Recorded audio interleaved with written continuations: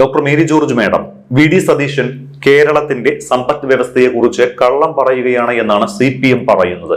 കഴിഞ്ഞ ദിവസം CPM നേതാവ് A.A. റഹീം വിവരാവകാശ രേഖ എന്ന് പറഞ്ഞ് ഒരു രേഖ സോഷ്യൽ മീഡിയയിൽ പങ്കുവെക്കുകയും ചെയ്തു. അതിൽ പറയുന്നത് ഇങ്ങനെയാണ്, കുറച്ച് നീണ്ട കുറിപ്പാണ് എങ്കിൽ കൂടി.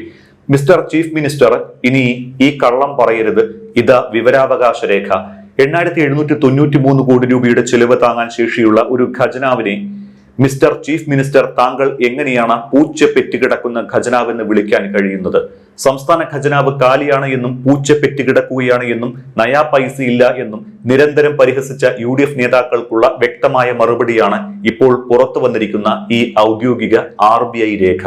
കേന്ദ്ര സർക്കാർ കേരളത്തിന് അർഹമായ സാമ്പത്തിക വിഹിതങ്ങൾ ബോധപൂർവം നിഷേധിച്ച് ഒരു വലിയ സാമ്പത്തിക ഉപരോധം ഏർപ്പെടുത്തിയ കാലഘട്ടത്തെയാണ് ഇടതുപക്ഷ സർക്കാർ അതിജീവിച്ചത്. ജനങ്ങളെ ദ്രോഹിക്കാതെ ക്ഷേമ പെൻഷനുകൾ ഉൾപ്പെടെയുള്ള ജനങ്ങളുടെ അർഹമായ അവകാശങ്ങൾ പരമാവധി കൊടുത്തു തീർത്തുകൊണ്ടാണ് LDF സർക്കാർ കാലാവധി പൂർത്തിയാക്കിയത്.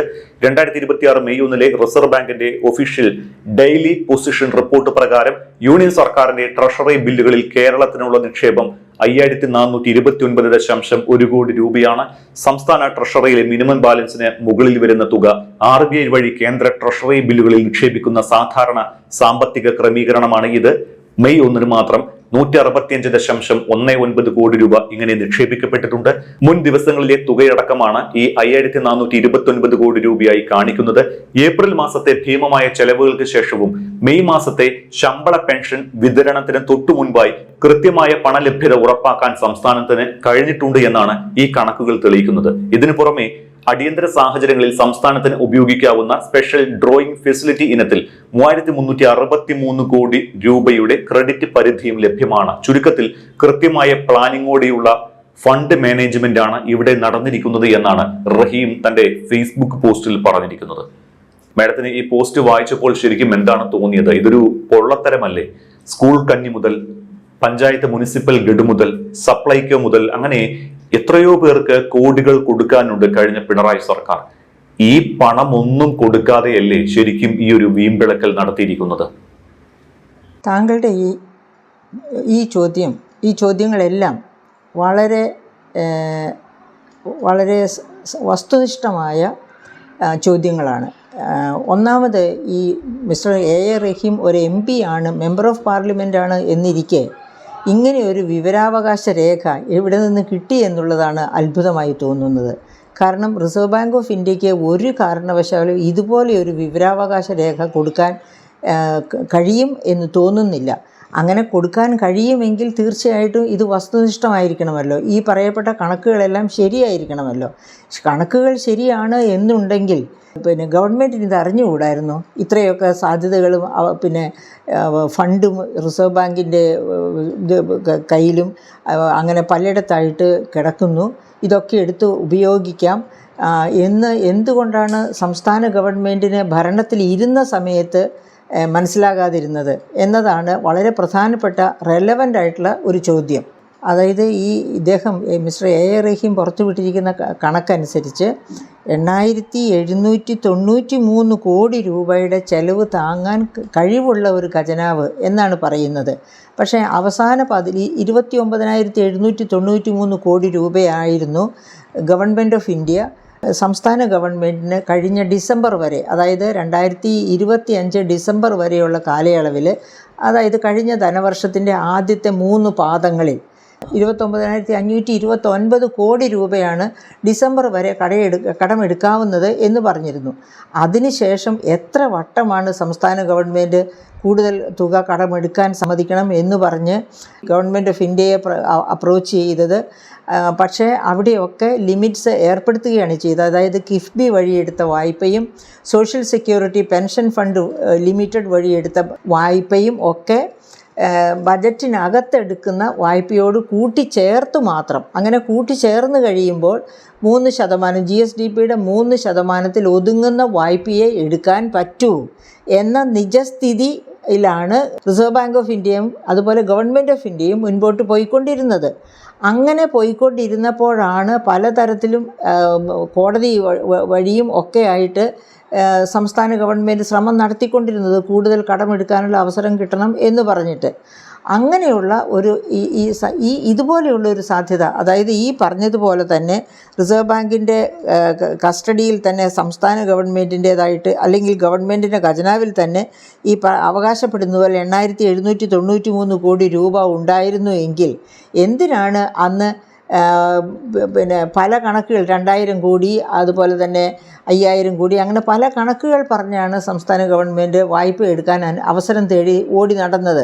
അതൊക്കെ എല്ലാവർക്കും അറിയാവുന്ന കാര്യങ്ങളാണ്. ഇത്രയും പണം ആ ഖജനാവിൽ ഉണ്ടായിരുന്നുവെങ്കിൽ ഒരു കാരണവശാലും സർക്കാർ ഇങ്ങനെ ബുദ്ധിമുട്ടി ഓടി നടക്കേണ്ടി വരില്ലായിരുന്നു. അതായത് അന്ന് പെൻഷൻ അതായത് യൂണിവേഴ്സിറ്റികളുടെ ശമ്പളം ഏതാനും ദിവസങ്ങളിൽ മുടങ്ങിയ അവസരമുണ്ട്. അതുപോലെ തന്നെ ശമ്പളം കൊടുക്കാൻ താമസിച്ചു പോകുമെന്ന് വന്ന അവസരങ്ങളുണ്ടായിരുന്നു ജനുവരി, ഫെബ്രുവരി, മാർച്ച് മാസങ്ങളിൽ. അപ്പോൾ ആ സമയത്തൊന്നും എന്തുകൊണ്ട് ഇതെടുത്തില്ല? അതുമാത്രവുമല്ല, നമുക്കറിയാം ഈ ഗവൺമെൻറ്, അതായത് LDF ഗവൺമെൻറ് ഭരണത്തിൽ വരുന്നതിന് മുൻപ്, അതായത് അവരുടെ കഴിഞ്ഞ 2021 ഇലക്ഷൻ മാനിഫെസ്റ്റോ എടുത്ത് നോക്കിയാൽ അറിയാം. അതിനകത്ത് പറഞ്ഞിരുന്ന സാമൂഹ്യ സുരക്ഷാ പെൻഷൻ 2500 രൂപയാക്കി വർദ്ധിപ്പിക്കുമെന്നായിരുന്നു. പക്ഷേ അത് ഒരു 5 രൂപ പോലും വർദ്ധിപ്പിക്കാൻ ഗവൺമെൻറ്റിന് കഴിഞ്ഞില്ല. എപ്പോൾ വരെ? അതായത് തദ്ദേശ സ്വയംഭരണ സ്ഥാപനങ്ങളിലേക്കുള്ള ഇലക്ഷൻ ഡിക്ലയർ ചെയ്യുന്നതിന് തൊട്ടു മുൻപാണ് 1600 രൂപയായിരുന്നു 2000 രൂപയാക്കി വർദ്ധിപ്പിച്ചുകൊണ്ടുള്ള ഇത് വരുന്നത്. അപ്പോൾ അതിനു മുൻപേ വായ്പ എടുക്കുകയും ആ കിട്ടിയ ഫണ്ടിൽ വായ്പ എടുത്ത ഫണ്ടാകാം, അല്ലെങ്കിൽ വരുമാന സമാഹരണത്തിൽ നിന്ന് കിട്ടിയ ഫണ്ടാകാം, രണ്ടായാലും. അതിനുശേഷമാണ് കുടിശ്ശിക അടക്കം 400 രൂപ വീതം വർദ്ധിപ്പിച്ച് അപ്പോൾ തന്നെ ഏതാനും മാസത്തെ 5 മാസത്തെയോ മറ്റോ കുടിശ്ശിക ഉണ്ടായിരുന്നു. ആ കുടിശ്ശികയും ഈ വർദ്ധിപ്പിച്ച തുകയും കൂടി ഒന്നിച്ച് തദ്ദേശ സ്വയംഭരണ സ്ഥാപനങ്ങളിലേക്കുള്ള ഇലക്ഷന് തൊട്ട് മുൻപാണ് കൊടുക്കുന്നത് എന്നോർക്കണം. എന്നിട്ട് പോലും 2500 എന്ന വാഗ്ദാനം പാലിക്കാൻ പോലും കഴിഞ്ഞില്ല. അതുപോലെ ആശാ സമരം നമ്മൾ കണ്ടതാണ്. നിലത്ത് കിടന്ന് ഉരുളുകയും ഒക്കെ ചെയ്ത പാവപ്പെട്ട സ്ത്രീകൾ, അവർ നമ്മൾ ഓർമ്മിക്കണം, ഒരു അന്യസംസ്ഥാന തൊഴിലാളി കേരളത്തിൽ വന്ന് ജോലി ചെയ്ത് പോകുമ്പോൾ അയാൾക്ക് ഒരു ദിവസം 1250 രൂപയാണ് കൂലിയായിട്ട് കിട്ടുന്നത്. അത് കൂടാതെ എക്സ്ട്രാ വർക്ക് ചെയ്ത് അവർ എക്സ്ട്രാ വരുമാനവും ഉണ്ടാക്കാറുണ്ട്. അതേ സമയത്ത് പകൽ അന്തിയോളം ജോലി ചെയ്യുന്ന ഒരു ആശാ വർക്കർ, അവർ പലപ്പോഴും ആനക്കാട്ടിലൂടെയൊക്കെ നടന്ന് രാത്രിയിലാണ് അവരുടെ ജോലി കഴിഞ്ഞ്, അതായത് ഈ വയോജനങ്ങളെ പരിപാലിക്കാൻ വേണ്ടി അവർക്ക് വേണ്ടി രാത്രിയിലുള്ള ഇഞ്ചക്ഷൻ എടുക്കുക, അങ്ങനെ പല കാര്യങ്ങളും ചെയ്യേണ്ടി വരും രാത്രിയിൽ പോലും അവർക്ക് വേണ്ടി. അതെല്ലാം കഴിഞ്ഞ് രാത്രി വൈകിയാണ് അവരവരുടെ വീടുകളിൽ പലരും എത്തുക. അപ്പോൾ അങ്ങനെയുള്ള അവസ്ഥയിൽ പോലും അവർക്ക് കിട്ടിക്കൊണ്ടിരുന്ന തുച്ഛമായ വരുമാനത്തെ 21,000 രൂപയാക്കി വർദ്ധിപ്പിക്കണം എന്ന് പറഞ്ഞിട്ട് അതിന് സമ്മതിച്ചില്ല. അവരെ എപ്പോഴും അവഹേളിച്ചുകൊണ്ടിരിക്കുകയാണ് ചെയ്തത്. ഇപ്പം 3000 രൂപ കൂട്ടിക്കൊടുത്തപ്പോൾ അതിനെപ്പറ്റി എന്ത് പരിഹാസ രൂപത്തിലാണ് ഈ പറയപ്പെട്ട ഇറങ്ങിപ്പോയ ഭരണകർത്താക്കൾ തന്നെ പ്രതികരിച്ചത്. അപ്പോൾ എന്തുകൊണ്ടാണ് അങ്ങനെ ആ പൈസ കൂട്ടി കൊടുക്കാതിരുന്നത്? അതുപോലെ നമ്മൾ നോക്കുകയാണെങ്കിൽ ശമ്പള കുടിശ്ശിക 11ാം ശമ്പള കമ്മീഷനും കഴിഞ്ഞ് ഇപ്പോൾ 12ാം ശമ്പള കമ്മീഷനെയാണല്ലോ അപ്പോയിൻ്റ് ചെയ്തിരിക്കുന്നത്. ആ 11ാം ശമ്പള കമ്മീഷൻ്റെ പരിഷ്കരണം അനുസരിച്ച് പെൻഷനിലും DRലുമൊക്കെ വർധനവ് വരേണ്ട ഒരു സ്ത്രീയാണ് ഞാൻ. പക്ഷേ ആ 21 ശമ്പള പരിഷ്കരണത്തിൻ്റെ കുടിശ്ശിക ഇതുവരെ കിട്ടിയിട്ടില്ല. അതിനുശേഷം അനുവദിച്ച DAയും അതിനോടൊപ്പമുള്ള DR, പെൻഷൻകാർക്ക് കിട്ടേണ്ട DR ഇതുവരെ കൊടുത്തിട്ടില്ല. ചില ഗഡുക്കളൊക്കെ കൊടുത്തു, പക്ഷേ ഇനിയും 10% കിട്ടാൻ കിടക്കുകയാണ്. അപ്പോൾ ഈ കുടിശ്ശിക ഇതൊക്കെ കൊടുക്കാതെയാണ് ഇപ്പോൾ 12ാം ശമ്പള കമ്മീഷന് വേണ്ടിയിട്ട് അപ്പോയിൻ്റ് ചെയ്ത്. അതെന്തിനാണ് അങ്ങനെ അപ്പോയിൻ്റ് ചെയ്തത്? ശമ്പള കമ്മീഷൻ്റെ ഒരു കമ്മീഷനെ അപ്പോയിൻ്റ് ചെയ്ത് കഴിഞ്ഞാൽ ഈ അസംബ്ലി ഇലക്ഷനിൽ നല്ലോണക്ക് വോട്ട് പിടിക്കാൻ പറ്റും എന്ന് വിചാരിച്ചാണ് അങ്ങനെ അപ്പോയിൻ്റ് ചെയ്തത്. പക്ഷേ അവർക്ക് റിപ്പോർട്ട് കൊടുക്കാനോ അത് നടപ്പാക്കാനോ പറ്റിയില്ല. നടപ്പാക്കാൻ പറ്റിയിരുന്നെങ്കിലും ഖജനാവ് കാലി തന്നെയായിരുന്നു. ബഹുമാനപ്പെട്ട മുഖ്യമന്ത്രി VD സതീശൻ പറയുന്നത് പോലെ ഖജനാവ് പൂച്ച പെറ്റുകിടക്കുന്ന അവസ്ഥയിൽ തന്നെയാണ് എന്ന് ഈ നാട്ടിലെ ജനങ്ങൾക്കറിയാം, ആ സർക്കാർ സർവീസിലിരിക്കുന്നവർക്കറിയാം, പെൻഷൻ പറ്റിയ ഞങ്ങൾക്കൊക്കെ അറിയാം, അങ്ങനെ സർവർക്കും അറിയാം. അത് അറിയാമെന്ന് പറയുമ്പോൾ ഓർക്കേണ്ടത് എത്രയോ 6 മാസത്തിലേറെയായി കഠിനമായ ക്യൂവിലാണ് ട്രഷറിയിലേക്കുള്ള ചെക്കുകൾ. ആദ്യം 10 ലക്ഷത്തിൽ കൂടുതലുള്ള ചെക്കുകൾ മാറരുത് എന്ന് ട്രഷറിക്ക് നിർദ്ദേശം കൊടുത്തു. അതെന്തുകൊണ്ടാണ്? അവിടെ പണമില്ലാത്തത് കൊണ്ടല്ലേ. അത് കഴിഞ്ഞപ്പോഴത്തേക്കും ആ ദൗർലഭ്യം ക്രൈസിസ് രൂക്ഷമായതോടുകൂടി 3 ലക്ഷത്തിൽ കൂടുതലുള്ള ചെക്കുകൾ മാറ്റരുത് എന്ന് ഉള്ള നിർദ്ദേശം കൊടുത്തു. ഇപ്പോൾ എങ്ങനെയാണ് നിർദ്ദേശം? അവരിറങ്ങിപ്പോകുന്ന സമയത്ത് 3 ലക്ഷം വരെയുള്ള ചെക്കുകളെ മാറ്റാവൂ എന്ന് നിർദ്ദേശം ആയിരുന്നു ഗവൺമെൻറ് ഇറങ്ങിപ്പോകുന്ന സമയത്ത്. അപ്പോൾ ഇതൊക്കെ ഖജനാവിൽ ഈ പറഞ്ഞതുപോലെ കോടിക്കണക്കിന് രൂപ, 8,000 കോടിയിലധികം, ഒരു 9,000 കോടിക്ക് അടുത്ത് രൂപ ട്രഷറിയിൽ കിടക്കുമ്പോഴാണ് ഇങ്ങനെയൊക്കെ പറയുന്നത്. ഇനി അതൊക്കെ പോട്ടെ, അതിനേക്കാളൊക്കെ രസാവഹമായ കാര്യം ഈ പറയുന്ന കണക്കുകളെ നോക്കി നമുക്ക് പുച്ഛിച്ച് തള്ളാൻ തോന്നുന്ന കാരണം എന്താണെന്ന് വെച്ചാൽ, പ്ലാൻ ഫണ്ട്, അതായത് പദ്ധതി ചെലവ്, തദ്ദേശ സ്വയംഭരണ സ്ഥാപനങ്ങളുടെ തന്നെ പദ്ധതി ചെലവ് 40% താഴെയാണ് നിൽക്കുന്നത്. സംസ്ഥാന ഗവൺമെൻറ്റിൻ്റെ വകുപ്പുകളുടെ പദ്ധതി ചെലവ് അതും ഈ പറഞ്ഞതുപോലെ 40 മുതൽ 60% വരെയൊക്കെയാണ്. ചിലരൊക്കെ 80% എന്നൊക്കെ വെറുതെ തള്ളിക്കൊണ്ടിരിക്കുകയാണ്. അപ്പോൾ അതിനൊക്കെ എന്തുകൊണ്ടാണ് ഈ പദ്ധതി വിഹിതമൊക്കെ വെട്ടിക്കുറച്ച് പോയത്? അതിനുപയോഗിക്കേണ്ടിയിരുന്ന പദ്ധതി വിഹിതമായി വകുപ്പുകൾക്ക് കൊടുക്കേണ്ടിയിരുന്ന ഫണ്ട്, തദ്ദേശ സ്വയംഭരണ സ്ഥാപനങ്ങൾക്ക് കൊടുക്കേണ്ടിയിരുന്ന ഫണ്ട്, ഈ ഫണ്ട് ഒക്കെ തന്നെ വകമാറ്റി ചെലവഴിച്ചതുകൊണ്ടാണ്. വകമാറ്റി ചെലവഴിക്കുന്നത് എന്തുകൊണ്ടാണ്? ഖജനാവിൽ ഇഷ്ടം പോലെ കിടക്കുകയാണെങ്കിൽ അവിടെ നിന്ന് എടുത്താൽ പോരെ, പിന്നെ എന്തിനാണ് വകമാറ്റാൻ പോകുന്നത്? അപ്പോൾ അത് മാത്രവുമല്ല, ഈ വകമാറ്റി എന്നുള്ളതിൻ്റെ തെളിവ് മിസ്റ്റർ റഹീം, താങ്കൾ CAG റിപ്പോർട്ടുകൾ എടുത്ത് വായിക്കണം. അപ്പോൾ അറിയാം ഓരോരോ വകുപ്പിൽ നിന്നും വകമാറ്റി പോകുന്നത്. അങ്ങനെ വകമാറ്റി പോകുന്നത് ഒരുപക്ഷെ എൻ്റെ കേരളം പരിപാടിക്കായിരിക്കാം, കേരളീയം പരിപാടിക്കായിരിക്കാം, അതുപോലെ നവകേരള സദസ്സിനായിരിക്കാം, അതുമല്ലെങ്കിൽ ലോക കേരള സഭയ്ക്കായിരിക്കാം, അതുമല്ലെങ്കിൽ ഈ പറയപ്പെട്ട പ്രതാപിയായിരുന്ന അന്നത്തെ മുഖ്യമന്ത്രിയുടെ വലിയ കട്ടൗട്ടുകൾ നിർമ്മിച്ചെടുക്കുന്നതിനായിരിക്കാം, അല്ലെങ്കിൽ അദ്ദേഹത്തിന് വേണ്ടി റീൽസ് ഉണ്ടാക്കി അത് ഈ കേരളത്തിനകത്ത് ഇന്ത്യയിലെ വിവിധ സംസ്ഥാനങ്ങളിലും LDFൻ്റെ ഈ മഹത്വം, ഇത്രയും മഹാനായ ഒരു മുഖ്യമന്ത്രി LDFനെ വളർത്തി എവിടം വരെ എത്തിച്ചു എന്നുള്ളത് അറിയിക്കാൻ വേണ്ടിയാണ് ഈ റീൽസൊക്കെ പുറപ്പെടുവിച്ചുകൊണ്ടിരുന്നത്. അപ്പോൾ വിചാരിച്ചു കേരളത്തിലെ ജനങ്ങളുടെ ബ്ലോക്കായിട്ട് മുഴുവൻ വോട്ടും LDFൻ്റെ പോക്കറ്റിലേക്ക് വരുമെന്നാണ് വിചാരിച്ചത്, ഇങ്ങനെയുള്ള ഇതൊക്കെ കാണിച്ചുകൊണ്ടിരുന്നപ്പോൾ. അപ്പോൾ ഇതിനൊക്കെ വേണ്ടി ചെലവഴിക്കേണ്ട കോടികൾ ഒരു PRD വകുപ്പ് ഗവൺമെൻറ്റിൽ തന്നെ, അതായത് ഡെമോക്രസി തുടങ്ങിയ കാലം മുതലേ ഒരു PRD വകുപ്പുണ്ട്. ആ വകുപ്പിനെ ഉപയോഗിച്ച് തന്നെ സംസ്ഥാന ഗവൺമെൻറ്റുകൾ അവനവൻ്റെ ഇമേജ് ബിൽഡ് ചെയ്യാറുണ്ട്. പക്ഷേ അതൊന്നും പോരാതെ എത്രയെത്ര PRDകളെയാണ് പുതുതായിട്ട് നിർമ്മിച്ചത്. അങ്ങനെ പ്രയോഗിച്ച ആ PRDകൾ വഴിയായിട്ട് നടത്തിയ അതിനൊക്കെ വേണ്ടിയാണ് ഈ ഫണ്ട്, ഖജനാവിലെ ഫണ്ട് വകമാറ്റിയതിൻ്റെ കഥ അറിയണമെങ്കിൽ CAG റിപ്പോർട്ടുകൾ വായിക്കണം മിസ്റ്റർ റഹീം. അതല്ലാതെ ചുമ്മാ വർത്താനം പറഞ്ഞിട്ടോ അല്ലെങ്കിൽ മറ്റാരെങ്കിലും സോഷ്യൽ മീഡിയയിൽ ആരെങ്കിലും കൊണ്ടുവന്ന എന്തെങ്കിലും റിപ്പോർട്ട്, ആ റിപ്പോർട്ട് തന്നെ എന്താണ്, അതിനകത്ത് പറഞ്ഞിരിക്കുന്ന കാര്യങ്ങൾ എന്താണ് എന്ന് കൃത്യമായിട്ട് മനസ്സിലാക്കാൻ വിവരമുള്ളവർ അത് വായിക്കണം, അത് നോക്കണം. അത് ഒരു MP വിവരമില്ലെന്നല്ല ഞാൻ പറയുന്നത്. പക്ഷേ ഒരു ഫിനാൻഷ്യൽ എക്സ്പേർട്ട് നോക്കിയാലാണ് അങ്ങനെ ഒരു രേഖ കണ്ടാൽ ആ രേഖ എന്താണ്, ആ രേഖ എങ്ങനെയാണ് വായിച്ചെടുക്കേണ്ടത് എന്ന് മനസ്സിലാവുക. അതല്ലാതെ ആർക്കും മനസ്സിലാക്കത്തക്ക രീതിയിലുള്ളതായിരിക്കത്തില്ല. അങ്ങനെയാണെങ്കിൽ ബഹുമാനപ്പെട്ട MP ഇങ്ങനെ ഒരു തെറ്റിദ്ധാരണ വരുമെന്ന് എനിക്ക് തോന്നുന്നില്ല. കാരണം അങ്ങനെ ഒരു രേഖ ഉണ്ടാകാൻ നിവൃത്തിയില്ലാത്തത് കൊണ്ട് തന്നെ ഈ കേരള ഗവൺമെൻറ്റിനെ സംബന്ധിച്ചിടത്തോളം അങ്ങനെ ഒരു രേഖ ഇത്രയധികം എമൗണ്ട് ട്രഷറിയിൽ റിസർവ് ബാങ്ക് ഓഫ് ഇന്ത്യയിലേക്ക് മാറ്റപ്പെട്ടിരിക്കുന്നു. ഇത് എന്തൊക്കെ കഥകളാണ്! ഈ കഥകളൊന്നും പറയുന്നത് ശരിയല്ല. അങ്ങനെയൊന്നും ഒരു രേഖയും ഉണ്ടാകാൻ ഒരു കാരണവശാലും സാധ്യമല്ല.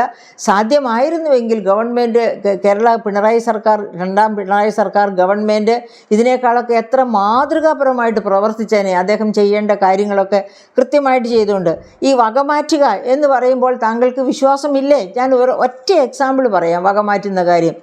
ഏഷ്യൻ ഡെവലപ്മെൻറ്റ് ബാങ്കിൽ നിന്ന് ഇന്ത്യൻ ഇക്കോണമിക്ക് കിട്ടിയ വായ്പ, എന്തിനുള്ള വായ്പ? കേര വായ്പ. അതായത് പിന്നെ കേര വായ്പയല്ല, ശരിക്കും പറഞ്ഞാൽ ആ വായ്പ ഇന്ത്യൻ അഗ്രികൾച്ചറിൻ്റെ സമഗ്ര വികസനത്തിന് വേണ്ടിയാണ് വായ്പ എടുക്കുന്നത്. ആ വായ്പയിൽ കേരളത്തിൻ്റെ ഷെയറാണ് കേര എന്ന പേരിൽ കേരളത്തിലേക്ക് വന്നത്.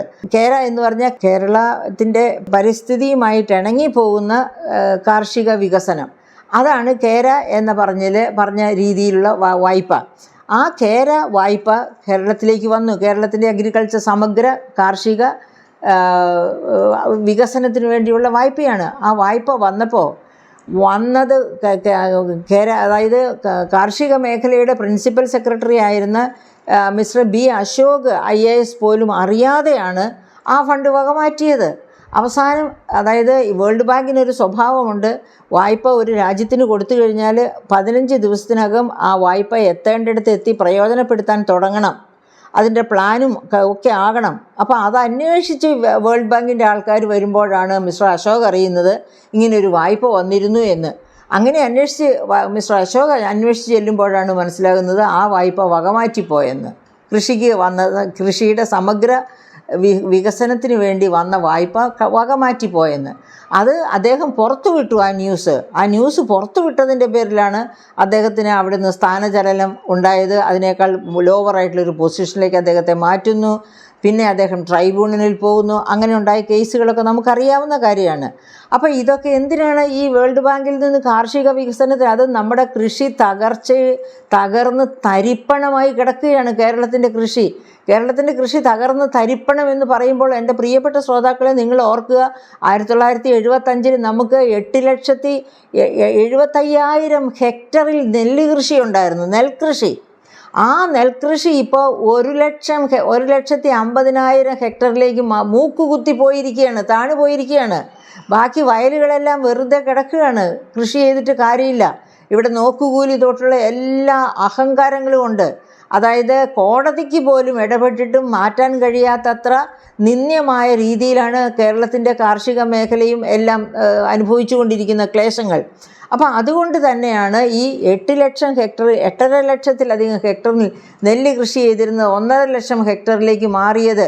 അതായത് 45 ലക്ഷം ടൺ നെല്ല് ഉൽപ്പാദിപ്പിച്ചിരുന്ന കേരളത്തിൽ ഇപ്പോൾ 5 ലക്ഷം ടണ്ണിന് താഴെയാണ് ഉൽപ്പാദനം. അപ്പോൾ നമ്മൾ എന്താ ചെയ്യുന്നത്? നമ്മൾ മറ്റ് അയൽ സംസ്ഥാനങ്ങളിൽ നിന്ന് ഇഷ്ടം പോലെ കെമിക്കൽ ഫെർട്ടിലൈസേഴ്സ് അല്ല, പെസ്റ്റിസൈഡ്സ് അടിച്ച് നശിപ്പിച്ച നമ്മളുടെ ആരോഗ്യം കാർന്നു തിന്നുന്ന തരത്തിലുള്ള അരിയും സാധനങ്ങളുമാണ് ഇങ്ങോട്ട് കൊണ്ടുവരുന്നത്. ഇവിടുത്തെ നെൽകൃഷി, ഇവിടുത്തെ 13 ലക്ഷം ടൺ നെല്ല് കൃഷി ചെയ്തിരുന്ന സമയത്താണ് അത് 5 ലക്ഷമായിട്ട് കുറഞ്ഞിരിക്കുന്നത്.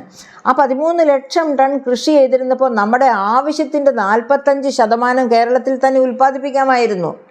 അതാണ് ഇപ്പോൾ ഇത്ര കുറഞ്ഞു പോയത്. അപ്പോൾ അതിൻ്റെയൊക്കെ കാരണം ഇതുപോലെയുള്ള കളികളാണ്. അതായത് വേൾഡ് ബാങ്കിൽ നിന്നൊരു വായ്പ എടുക്കുക, ആ വായ്പ വരുമ്പോൾ കാർഷിക മേഖല അറിയാതെ മാറ്റുക, എന്നിട്ട് പറയുക കർഷകരെ ചേർത്ത് പിടിക്കുന്നു എന്നൊക്കെ. അപ്പോൾ ഇതുപോലെ ഓരോ മേഖലയെ പറ്റി നോക്കിയാൽ നമുക്കറിയാം. നവംബർ 1 എന്താണ് ഗവൺമെൻറ് ഡിക്ലെയർ ചെയ്തിരുന്നത്?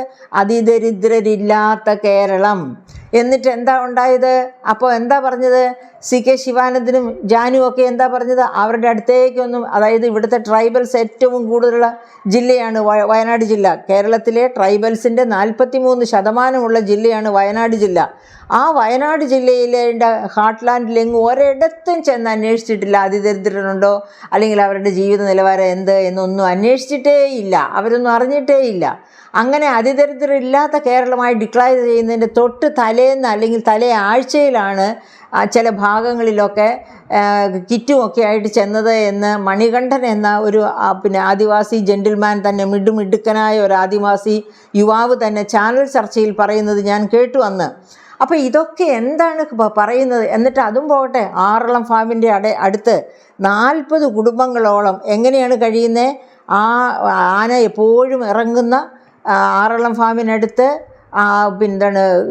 പുഴയുടെ തീരത്ത് കല്ലും മുള്ളും നിറഞ്ഞ മണലും ഒക്കെ നിറഞ്ഞ സ്ഥലത്ത് വെറും നിലത്ത് കിടന്നുറങ്ങുന്നു, ഒരു കുടില് പോലും ഇല്ലാതെ 40 ഫാമിലികൾ. ഇതൊക്കെ നമ്മൾ പത്രങ്ങളിൽ നിന്ന് അറിയുന്നത്, അല്ലാണ്ട് ആറളം ഫാമിൽ പോയി നേരിട്ട് കണ്ടതല്ല. ഇതൊക്കെ വസ്തുനിഷ്ഠമായ കാര്യങ്ങളാണ്. ഇങ്ങനെ നോക്കുകയാണെങ്കിൽ പറയാനേ ഉള്ളൂ. അങ്ങനെയുള്ള ഒരു സംസ്ഥാനത്താണ് ഖജനാവിൽ പൂച്ച പെറ്റു കിടക്കുന്നു എന്ന് മുഖ്യമന്ത്രി പറഞ്ഞതിന് ബദലായിട്ട് റിസർവ് ബാങ്ക് ഓഫ് ഇന്ത്യയുടെ വെബ്സൈറ്റിൽ നിന്നാണ് എന്നും പറഞ്ഞുകൊണ്ട് ഒരു കള്ളരേഖ ഇവിടെ നിന്നോ, അത് റിസർവ് ബാങ്ക് ഓഫ് ഇന്ത്യയുടെ വെബ്സൈറ്റിൽ വന്ന രേഖ തന്നെയായിരിക്കാം, പക്ഷേ ആ രേഖ വായിച്ചതിലാണ് അപകടം പറ്റിയിരിക്കാൻ സാധ്യത. രേഖയിൽ പറയുന്നത് എന്താണ്, ഏത് കോണ്ടെക്സ്റ്റിലാണ്, ഇതൊന്നും മനസ്സിലാക്കാതെ ഇങ്ങനെ ഒരു വാർത്ത സൃഷ്ടിച്ചെടുത്തതാകാനാണ് സാധ്യത. അതല്ലാതെ RBIയുടെ വെബ്സൈറ്റിൽ ഇങ്ങനെയൊന്നും വരത്തേയില്ല. കാരണം കേരളത്തിൻ്റെ നിജസ്ഥിതി അതല്ല. കേരളത്തെ അറിയുന്ന എല്ലാ സംസ്ഥാനങ്ങൾക്കും അറിയാം. അതായത് GSDPയുടെ 43.04% ഡെറ്റ് GSDP റേഷ്യോ. അത് 29% താഴെ നിൽക്കേണ്ട ഡെറ്റ് GSDP റേഷ്യോ ആണ് 43.04% എത്തി നിൽക്കുന്നത്. എന്നിട്ട് പറയുകയാണ് ഇങ്ങനെ ഇത്രയും ഖജനാവ് നിറഞ്ഞ് പണം കിടക്കുമ്പോഴാണ് പൂച്ച പെറ്റി കിടക്കുന്നു എന്നൊക്കെ പറഞ്ഞ് മുഖ്യമന്ത്രി പരിഹസിക്കുന്നത് എന്ന്. ഇത് ശരിക്ക് പരിഹാസം ഏൽക്കേണ്ടത് പ്രതിപക്ഷത്തിന് തന്നെയാണ് ഇപ്പോഴത്തെ. അത് വളരെ കൃത്യമായിട്ട്, അല്ലെങ്കിൽ മിസ്റ്റർ റഹീം ഇത് വളരെ കൃത്യമായിട്ട് തെളിയിക്കണം. റിസർവ് ബാങ്കിൻ്റെ യഥാർത്ഥ രേഖ കാണിച്ച് ഇതാണ് വസ്തുത എന്ന് കൃത്യമായിട്ട് ഇതേപ്പറ്റി അറിയാവുന്നവരെ കൊണ്ട് തെളിവ് ഹാജരാക്കണം. എങ്കിൽ മാത്രമേ ഇത് ആർക്കെങ്കിലും ഇതിൽ എന്തെങ്കിലും കണ്ടൻ്റ് ഉണ്ട് എന്ന് യുക്തിസഹമായി ചിന്തിക്കുന്ന ആർക്കെങ്കിലും ചിന്തിക്കാനോ പറയാനോ പറ്റണമെങ്കിൽ, അംഗീകരിക്കാൻ പറ്റണമെങ്കിൽ അതുപോലെ തന്നെ റിസർവ് ബാങ്കിൻ്റെ ആൾക്കാർ തന്നെ ഇത് പ്രൂവ് ചെയ്യണം. ഇത് കേരളത്തെ പറ്റിയുള്ള റിപ്പോർട്ടാണ്, ഞങ്ങൾ കൊടുത്തതാണ്, ഇത് ശരിയാണ്, ഇതുപോലെയൊക്കെ അവിടെ ഉണ്ട് എന്ന് പറഞ്ഞ് കൊടുക്കണം. എങ്കിൽ മാത്രമേ ഇതിൽ എന്തെങ്കിലും വിശ്വാസ്യതയുണ്ട് എങ്കിൽ പോലും അപ്പോഴും റിസർവ് ബാങ്കിൽ എങ്ങനെ ഇങ്ങനത്തെ കള്ളക്കണക്കുകൾ വന്നു എന്നും നമ്മൾ പരിശോധിച്ച് പോകേണ്ടി വരും. കാരണം അങ്ങനെ ഒരവസ്ഥ, കേരളം അത്രയും ധന്യമായ ഒരവസ്ഥയിലാണെങ്കിൽ റിസർവ് ബാങ്ക് എന്തിന് കേരളത്തെ കുറ്റപ്പെടുത്തുന്നു, എന്തിന് ഗവൺമെൻറ് ഓഫ് ഇന്ത്യ കേരളത്തെ കുറ്റപ്പെടുത്തുന്നു എന്ന ചോദ്യങ്ങളൊക്കെ അവിടെ ഉരുത്തിരിഞ്ഞു വരും. എന്തുകൊണ്ട് ഇവിടെ കൊടുക്കേണ്ട പണം കൊടുക്കുന്നില്ല? അതായത് നമുക്കറിയാം, ഉച്ചക്കഞ്ഞി, കുഞ്ഞുങ്ങൾക്കുള്ള ഉച്ചക്കഞ്ഞി കൊടുക്കൽ പോലും മുടങ്ങിക്കിടന്ന ഒരു സംസ്ഥാനമാണ്. എന്നിട്ട് ഇവിടെ ഒരു സ്കൂളുകളിലേക്കൊക്കെ പ്രൊമോഷനായി പ്രിൻസിപ്പൽ അല്ലെങ്കിൽ ഷിപ്പിലേക്ക് എത്തുമ്പോഴത്തേക്കും ടീച്ചേഴ്സ് പറയും, ഓ ഞങ്ങൾക്ക് വയ്യ. എന്തുകൊണ്ടാണ് വയ്യാത്ത? ഉച്ചകഞ്ഞി കൊടുക്കണമെങ്കിൽ അവരുടെ പോക്കറ്റിൽ നിന്ന് പണം എടുക്കണം, അതും അല്ലെന്നുണ്ടെങ്കിൽ അവർ നാട്ടിൽ നടന്ന് തെണ്ടണം. അതായിരുന്നു ഇവിടുത്തെ അവസ്ഥ. അങ്ങനെയുള്ള ഒരു സംസ്ഥാനത്താണ് ഖജനാവിൽ ഇത്രയേറെ ഫണ്ട് ഉണ്ടായിരുന്നു എന്ന് പറഞ്ഞ് എല്ലാവരെയും വിശ്വസിപ്പിക്കാനായിട്ടുള്ള ഒരു ശ്രമം മിസ്റ്റർ റഹീം നടത്തിക്കൊണ്ടിരിക്കുന്നത്. അത് ഒരു കാരണവശാലും വിജയിക്കുകയില്ല. അങ്ങനെ വിജയിക്കണമെങ്കിൽ കൃത്യമായ തെളിവുകളോടുകൂടി റഹീം ആ ക്ലെയിം ഇവിടെ സ്ഥാപിക്കണം, ജനങ്ങളുടെ മുൻപിൽ സ്ഥാപിക്കണം. അതിന് റഹീമിന് കഴിയുമെങ്കിൽ ഓക്കെ, ഇല്ലെങ്കിൽ ഈ വീമ്പ് പറച്ചിലുമായിട്ട് മുൻപോട്ട് പോകരുത്.